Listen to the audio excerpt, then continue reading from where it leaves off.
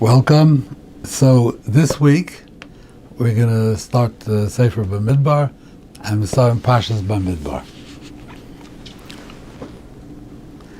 So the pasuk says like this: "Es kol ha'edei kilu b'echad ha'chodesh hasheni." All the people came together on the first day of the second month. Vayisaldu al mishpachoisam lebeis avoisam. The mishpachoisam lebeis avoisam. So Rashi says, "Vayisaldu al mishpachoisam." What does that mean? Al mishpachoisam. Heviu sifrei yichusayim. They brought their sifrei yichus, the yichus brief. They brought that to show who they are. Ve'edei cheskas leidosam. Kol echad v'echad l'syachas al shevet. The people came to wanted to say, where are you from? Where do you belong? Which shevet do you belong to? Who's your family? So everybody brought the yichus, the sefer yichus, and they also brought edim, who said edis on who they were, leidosam. Edei cheskas leidosam. So two things. One, you have to have a yichus brief, a shtar yichus, and two, you have to have edim. So the Ramban says, why do you need two? Why isn't the shtar yichus enough? Why do you need two? Chaim wants to say that maybe the edim ought to say they're not mamzerim, to be made on the kashrus. But I would like to offer a different pshat in Rashi.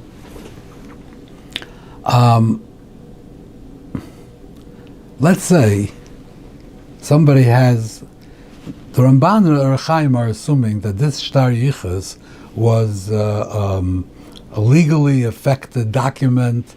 It was a bezdin, there was edim, it was endorsed that this is a shtar yichus. It's a legitimate shtar yichus. It's a proof. But most of us, if I have a yichus brief, it's not endorsed. It's something, a personal document that you keep for yourself in your house. You got it from your father, you got it from your grandfather. So let's say, Einik Lechar Baal Shem Tov, right?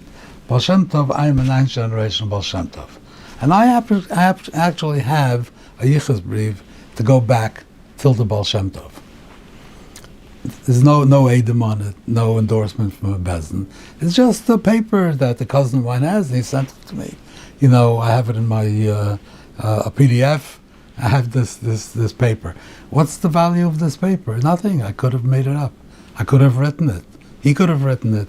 What's the value of it? However, if this yichus brief is there by 1,000 people who have the same information in the yichus brief, all of them have the same information, then that itself is proof that it's accurate.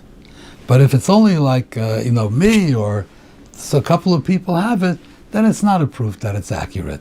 But if the same information, you don't have a conspiracy of 1,000 people got together to make up a Baba Maisa, that's an umdana. You could assume that if the same information appears in 1,000 yichus documents, 1,000 yichus brief, you can assume that the information is accurate. However, which information, if you have many people, Einik Baal Shem Tov, so the information of the early generations will be identical in everyone. You're going to know Baal Shem Tov's daughter was Udal, and her son was Reborach, and his son her daughter was Vega, and her son was Reb Nachman Breslover. You're going to know these things because these things appear in everybody's yichus brief. However, once you get later generations, then it separates. It doesn't coincide. Only the earlier generations coincide. The later generations do not coincide. So that's what Rashi is saying. You bring your yichus brief, which tells you that your great-grandfather, your grandfather was an Einik came from this shevet, and that information will appear in many, many shtar yichus, so that information is reliable, but the last part of your shtar yichus, where it says that I am the son of this one, and he's the son of this one, and his son, the last generation is to connect you to that information which appears in all the shtar yichus. That is not a raya, just because it says in my paper, maybe I wrote it. That's not a raya. So for that you need edim. That's what Rashi is saying. You bring your shtar yichus, and the edim are for the last parts of your shtar yichus, which are not corroborated by many other shtar yichus. For that you have to bring edim. That's what Rashi is saying. Okay. So later in the Parshas it says like this. Just a thought. Elu told us Aaron and Moshe, v'yom dibra Hashem es Moshe bar Sinai. These are the toilets of Aaron and Moshe. V'elu shmois b'nei Aaron ha'bechor nodav avihu lozav v'samar. So Rashi says, Elu told us Aaron and Moshe. These are the generations of Aaron and Moshe. Ein masker el b'nei Aaron. He doesn't mention Moshe's children, all he says Aaron's children. V'nikru told us Moshe, why they called told us Moshe? Lefi shalimdon Torah. Because he taught them Torah, melamed, shekol ha-melamed is ben chaveroi, malul avakosov kili yoldai. If you teach Torah to somebody else's son, it's as if he is your son. That's what this teaches you. So all of this, so Nodav Avihu and Lozav Isamar were the Toldos of Moshe. But the question is, Mefarshim ask, that Moshe taught Torah to the Zekanim also. In the process of, he taught it to Aaron, then he taught it to them, and then the Zekanim came in. So Moshe taught the Zekanim as well. So why aren't the Zekanim called as Toldos? Why is Toldos only Nodav Avihu? This is what they ask. So, I just wanted to offer a suggestion that there are two Gemaras in Sanhedrin. One Gemara says like this, the Gemara on Daf Yutes.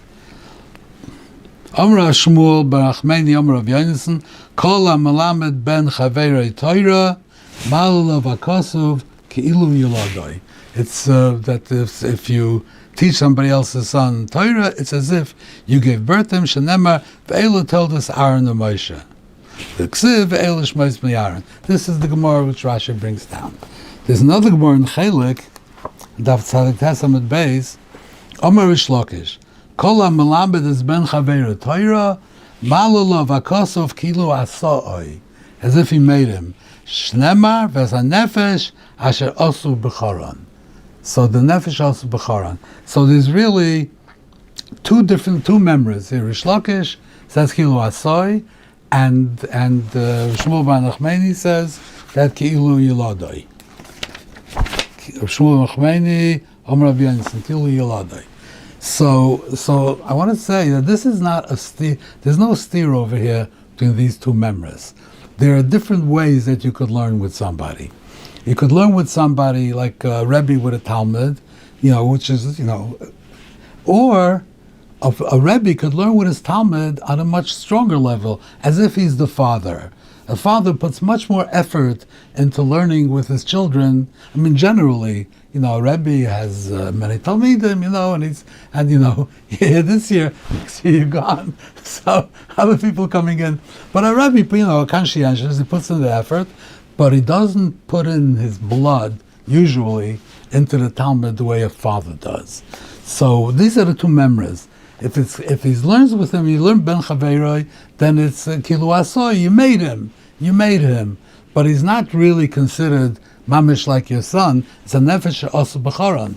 But if you learn with him like a father does, then it's kilu yoladoi. So Gabi the Zekanim, but Moshe taught them. So that was asoi. Moshe, the Zekanim was taka asoi.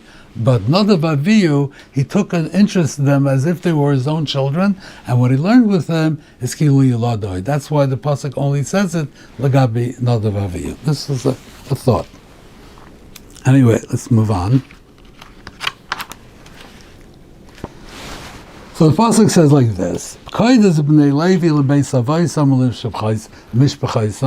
you should count the Bnei Levi, Mishpachaisam, not Beis Avos, I'm sorry. Kol Zachar miben Chodesh v'mala tifkedem.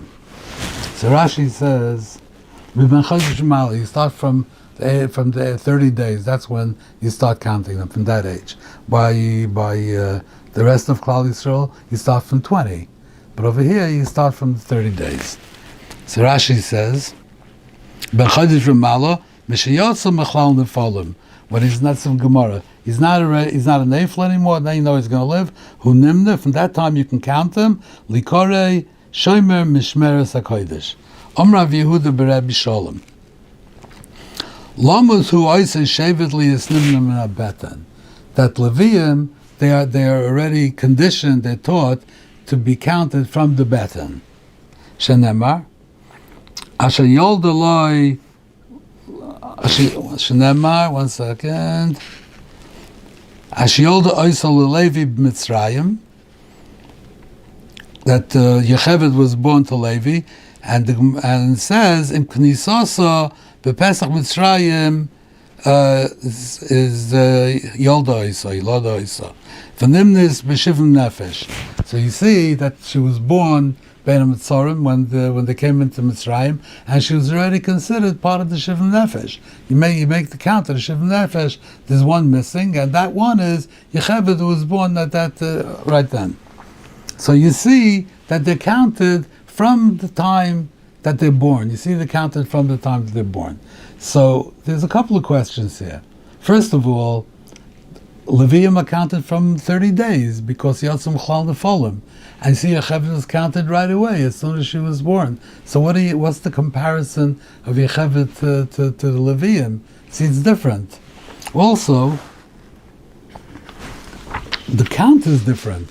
The Shivim Nefesh was not really, didn't have any significance, that count. It was just, the Torah is telling you how many, it's the census, how many people came down. 70 people came down. But the count of Leviim, that you have to Pekida, you have to count them as something else.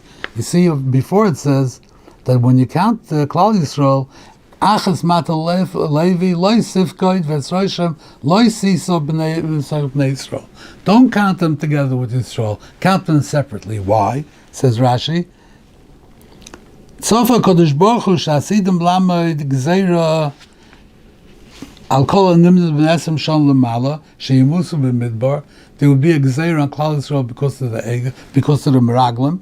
Omar Al Yu Elu B'Chlal V'Shem Shali Shalei Tov Be'egel. So the Leviim should not be considered in the minyan. So you see that the Pekida is mitzarev people. It makes them like a group. So when you count them, this Pekida, it makes them a group, and therefore, if there's a Gzeira on the group, everyone who's counted with this group would be subject to that Gzeira. So the Rebbeinu Shalom didn't want the Leviim should be counted together with Klal Yisrael. They should have their own count. So you see that the minyan is a different thing. It's a Pekida, it's a Mitzarev. So this has nothing to do with the minyan of Shivim Nefesh when they went down with Yocheved. So what I would like to say is that generally people, they're growing up, they don't know their direction yet. They don't know what they're gonna be. Are you gonna be a talmid chacham? Are you gonna be a rebbe? Are you gonna be a Baal Chesed? You're gonna work in a tzedakah organization. You're gonna be a Hatzalah man. You're gonna be a computer programmer. You're gonna be an accountant.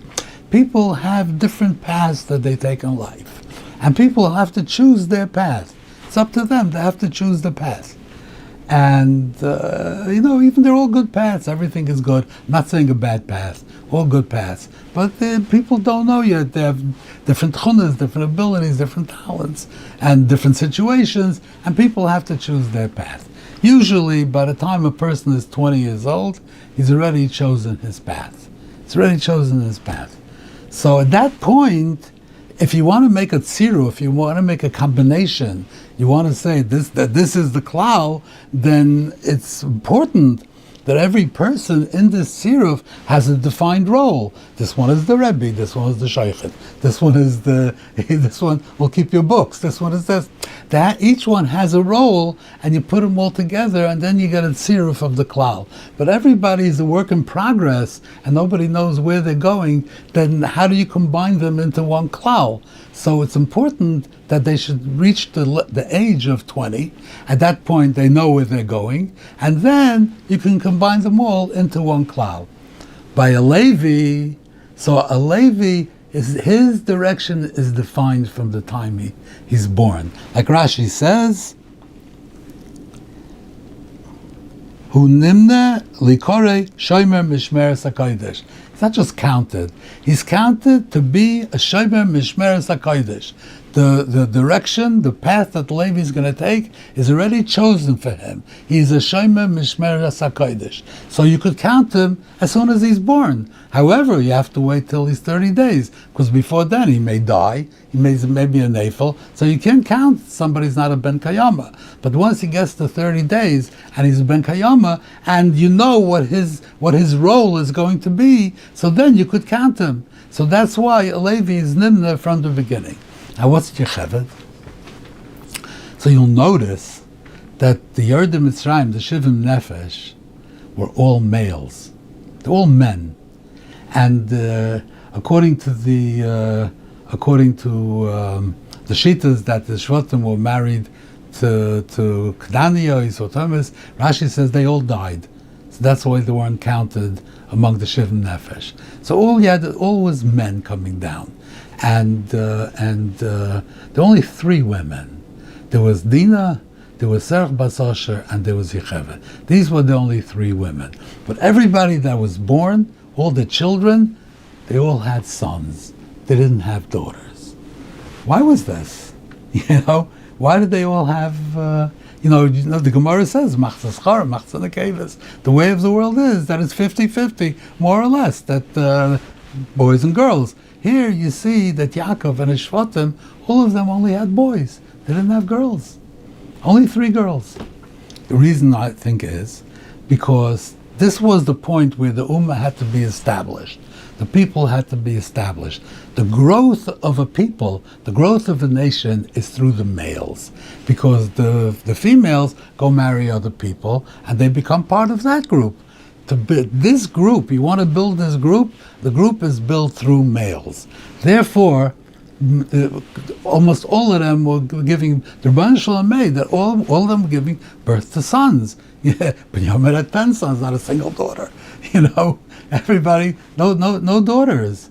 So, and that's the way that Klal Yisrael can grow quickly, through sons. We're going to get the wives. They'll find wives, they'll be Megayah, but the growth will be through the sons. However, there were 3 daughters. Why were the 3 daughters there? So that means that these 3 daughters had special roles that they had to play. They had destinies from the beginning. Every person is not born with a destiny. Every person, he makes his own destiny. Where does he go? With what?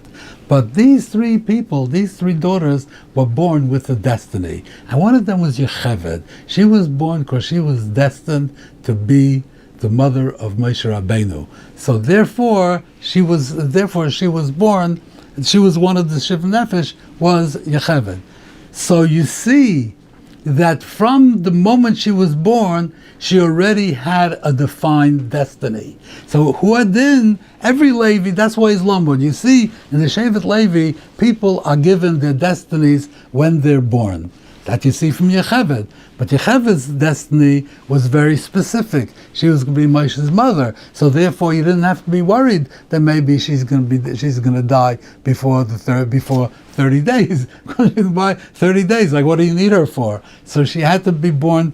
She was born among all these boys. Yecheved was born. She's going to live. Don't worry, she's going to live. So you can count her right away from the moment she's born. Other Leviim, well, there's not only one Levi. There are many Leviim. So if you won't be the Shomer, he'll be the Shomer. So there will be Shomerim. Al Kaponim. This you see from Yecheved, that in Shevet Levi the destiny is established right away. The same thing with Leviim. Every Levi that's born, his destiny is established that he should be Shomer Mishmeres HaKodesh. Thank you very much, and I hope to see you again next week.